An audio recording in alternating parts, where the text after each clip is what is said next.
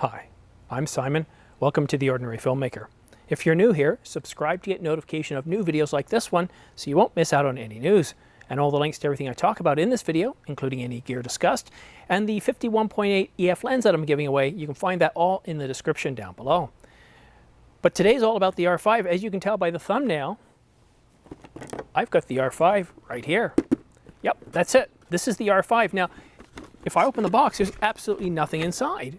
And the reason for that is I'm shooting with the R5 right now. That is what you're watching. You're watching video straight from the R5. So I'm really excited to have the Canon R5 here.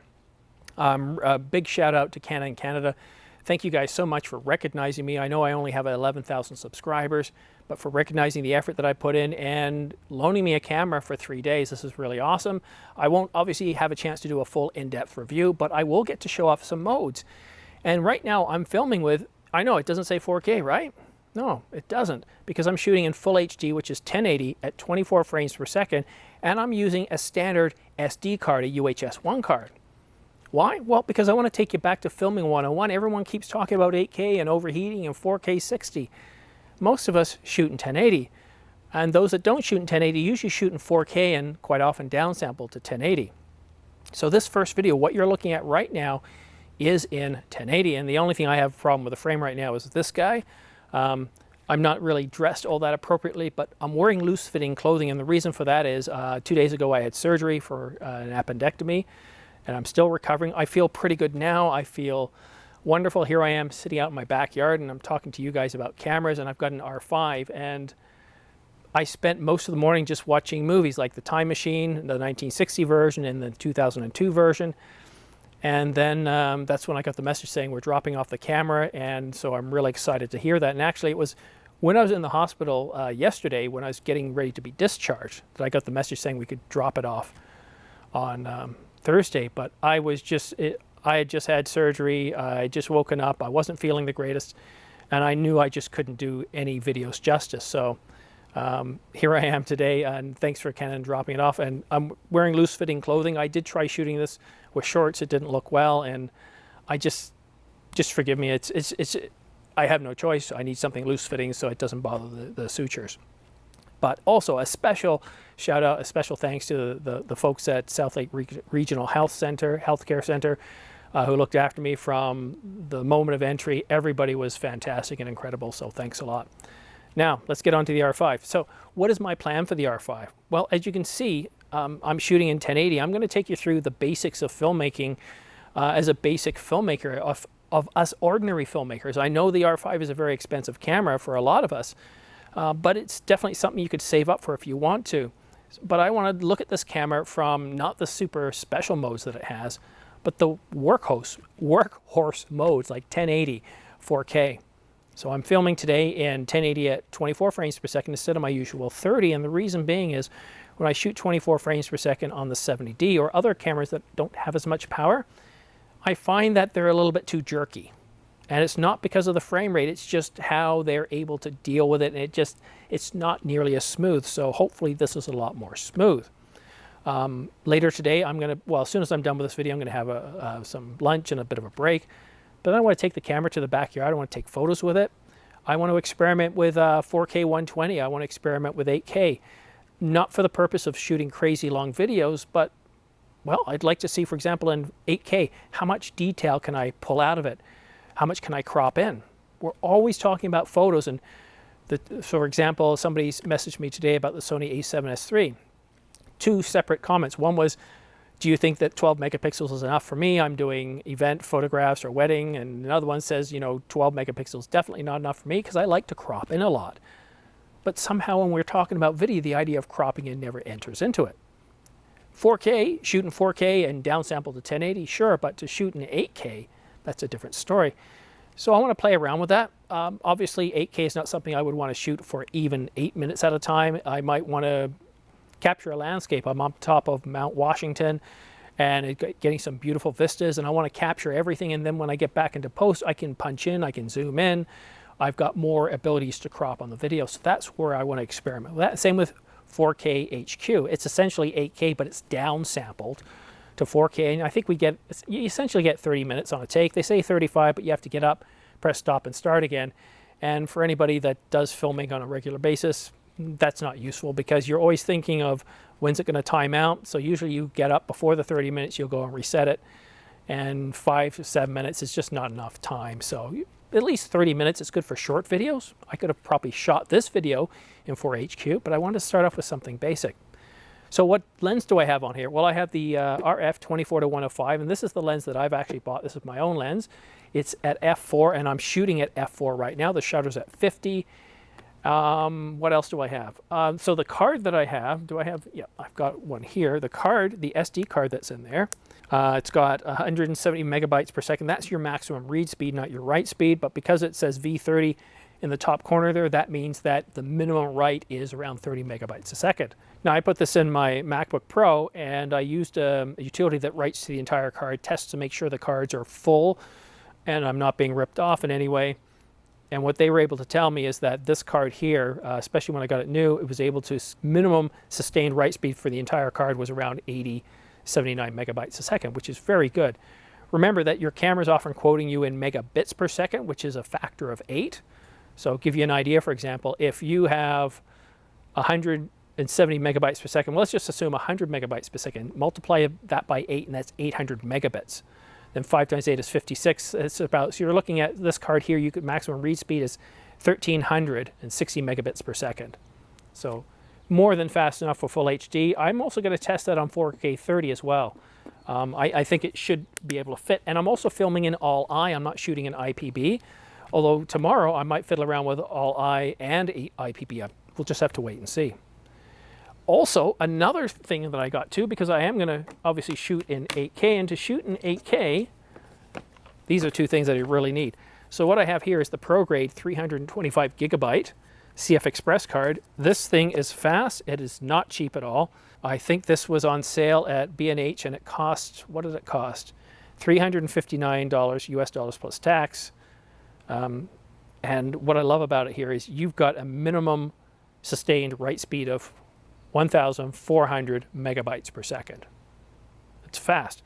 Now, in previous videos where I talked about the speed of the CF Express card, getting it into your computer, a lot of people said, yes, but where's the bottleneck? Well, I'm fortunate. The Mac that I have has 2 SD on board. That's not the good part, being on board, because if they blow, I'm out of luck. But because of that, the maximum speed, or the speed that I have is 3,000 megabytes per second on board. The bus is more than capable of delivering that, and with the help of this ProGrade card reader, it's Thunderbolt 3, so I'll have no problem getting that full 1,400 megabytes per second off the card and onto the computer. So I'm all set there. I'm almost a little embarrassed to say that I had to actually open up the Canon manual. It's a pretty thick one here for the R5, because if you can believe it, I couldn't figure out how to shoot video. First of all, I love the feel of the camera in my hand. It feels solid. It feels like a good quality camera.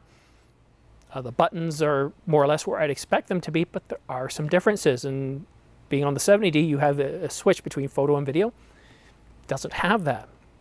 So on the top display, you can click the mode button, but to get the video mode, what you have to do is you click mode and then you press the info button. And that'll switch you over to the video mode. So you have separate modes for video and photo, which is really great. So any settings you make in video, or more importantly, all the settings you set up in photo won't impact your video, and vice versa. That's really, really good. The XT4 did that, and I'm really glad to see the EOS R5 has it. It really helps. It's almost like having 2 separate cameras. Your settings, you don't have to worry about them crossing over from one to the other. So that's really, really good news. Also, I'm shooting with the LPE6 battery. Yep, the same battery that I use for my 70D. And it works perfectly fine. Why are you doing that, Simon? Well, there's a good reason for that. When I got this camera this morning, just a little while ago, it came with 2 batteries, but they were completely dead. Well, you can grab all your old batteries from the 5D Mark IV, everything except for the EOS RP, and they're compatible with this camera, pop them in, and it's good to go. This is my second video. I shot the first one, I was wearing shorts, and it showed too much, so I had to restart it. And it wasn't even a fully charged battery, so I got 20 minutes then, and here you can see I'm probably going to get another 20 minutes. It was still showing full when I started recording on this video. So from what I see, the battery performance on this camera really early on is looking very good for video. the frames per second for photo, yes, they're a lot lower than, for example, even the Canon 90D would be. But for video, I'm seeing the battery specs on this as being perfectly fine. And waiting for me in the house, Canon also dropped off a battery grip, which I'm going to put on there as well and see how that works out. So that's wonderful too, that they've given me that as well. But I'm very happy with the setting, the camera construction, how to fiddle around with things. But the video modes are the one thing you're really going to be excited about by this. You don't just get 1, 2, or 3 video modes. It's just like photo. You've got aperture priority, you've got full-on manual, and I think there's about 10 or 11 different settings for video, which is absolutely terrific. Video is definitely not an afterthought on this camera. And here I am, I'm shooting outdoors. It's currently 80 degrees and Celsius, I think it's around 27.326 or something. Look, I'm a weird fish. I grew up under both systems. In New Zealand, it was all imperial. Came to Canada, they just switched over to metric. And for by and large, I use metric for everything. But with temperature, in the winter, I use Celsius because once you hit 0, everything freezes kind of thing, and that makes a lot of sense. But in the summer, I just don't like using fractions. And even in the temperature in the house, you set a Celsius, now you go 22.5, 23, 23.5. Fahrenheit makes more sense to me. So obviously temperature definitely not being a problem in 1080. I went 20 minutes on the first video. You're allowed up to 30 before you have to, well, the camera will stop. And just like previous Canons, you have to get up and restart the video again. Really, really annoying. I wish, this is an awesome camera. If they could have just removed that one restriction, it would be really, really powerful, but it's there. I'm used to it with the 70D. I know you Sony guys aren't going to have it, and it's awesome not having it, but it's just something I'm going to have to live with, and anybody else who gets the R5 is going to have to live with. All right, so what's my plan for the next couple of days? Well, later on today, after I've had lunch and a bit of a break and a bit of a lay down, I want to practice shooting with it. I want to take some pictures. I also want to practice with 4K HQ. I've got a lot of flowers around here, so it'd be nice to get some bees in action, for example. It's not like I can go down to Niagara Falls and shoot some really good video because, well, I've just had surgery and I probably want to stay away from people, reduce the risk of me getting an infection, because you can imagine having your appendix out and coughing and getting something like COVID-19 would not go over well. But I think I can do enough here, so I'm going to capture. I am going to shoot some 8K video, but not for the purpose of testing overheating. Been done to death. I've covered it. We know all the parameters, but what I want to see is how much detail can we pull from 8K. Most of the times I'm going to either finish my products in 4K or 1080. But if I'm, imagine on top of a mountain, Mount Washington in North Conway, New Hampshire. It's a beautiful mountain. It's one of the tallest on the East Coast, but you could be any mountain. You could be in Switzerland, it could be the Matterhorn, it could be anywhere else. You're up there, you're not going to be there very often. And in that kind of situation, and of course it's going to be cooler up there too, because even if it's 80 degrees down at the surface, you're going to be barely pushing 55 degrees in the mountain. And you want to be able to capture as much detail as you can, so when you get to post, you can really punch in, you can see the detail. And so that's what I'm curious to see, the amount of detail that we can get, because some of those locations you won't get to go back to again. And having that detail to pull from to create different shots or to get different views, I think would be wonderful. And what I find really interesting, we hear a lot of photographers saying about the need to have high megapixels so they can crop in, and they love to be able to crop in. But somehow with video, we don't seem to do that. Nobody thinks that there's a benefit to cropping in, and there definitely is. One of the reasons why I plan on shooting in 4K all the time is if I want to zoom in at any point, if I want to create a slightly different view, I can do that with 4K. I can punch in, I can zoom in on my face, I can zoom in on something on the table if I'm pointing that out. I can create multiple camera angles. And I can't do that with 1080 because there's not enough information. It's like shooting in 720, it's too soft. So I'm really excited to see that. I also want to see what 4K HQ is like. One of the reasons I was excited to get this camera, well, to upgrade from my 70D and to shoot in 4K, was not because I wanted to create 4K videos, but because I wanted to produce really detailed 1080 videos. So what I'm going to do tomorrow, I'm going to produce my question and answer video. But then I also want to practice shooting videos that are in 4K downsampling to 1080 and actually publishing videos at 4K, trying the different frame rates and seeing what the differences are. And I'll probably shoot some smaller videos because it takes a lot of time to edit. And like I said, I'm trying to get better and I'm trying to maximize this camera. But don't be too worried, because I am buying this when it comes out. I've already bought the lens, the CF Express card, the ProGrade reader, and of course a nice refreshing EF 24-105. You got to love the EF 24-105. You can hollow them out, put water in them, and they're very refreshing when you're filming. So yeah, okay, bad joke, I get it. But that's more or less what I have planned, and I have this camera till Sunday, so I think you're going to see some nice things. But I'm really excited. Are you guys excited? I can't believe I was able to get this camera from Canon. So again, thanks a lot, Canon, Canon Canada, for believing me enough to loan me a camera for 3 or 4 days. I've only got 11,000 subs. I only just started in really essentially November of last year, and here I am today. I've got one of the world's largest camera companies loaning me a camera, an expensive camera, for a couple of days. So I very much appreciate that. And just so you guys know, I asked him, I said, do you need me to sign anything? Is there anything you want me to say? He said, nope, just here you go, try it out. So I'm not encumbered in any way. Everything I'm telling you is the truth.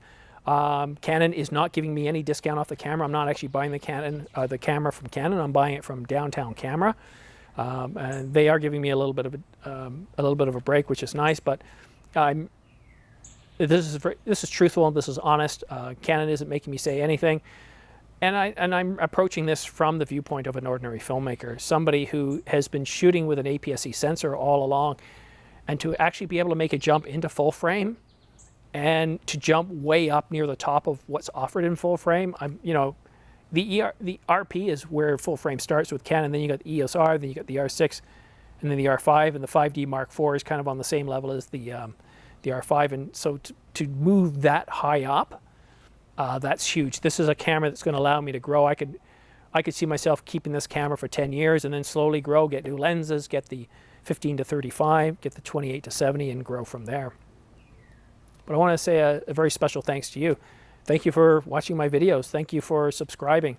Thank you for believing in me, and especially for those of you who've been with me since I was 1,000 or 2,000 subscribers. It wasn't anything worth, well, nobody would be quoting me online or loaning me a camera at that point. So thanks for sticking with me. I think it's going to be a lot of fun over the next month. In a week, I think in just a week, my vacation starts, and so hopefully I'll be well enough. I'll take the camera on the road. I'll go places. I'll go into Newmarket, Aurora. We've got some really great places to shoot video here. I want to practice shooting with IBIS and video and see how the IBIS and autofocus works. I also want to see how, I'm really curious with this camera, if I shoot with IBIS, but I also use a little bit of the software stabilization. I'm curious to see how that works.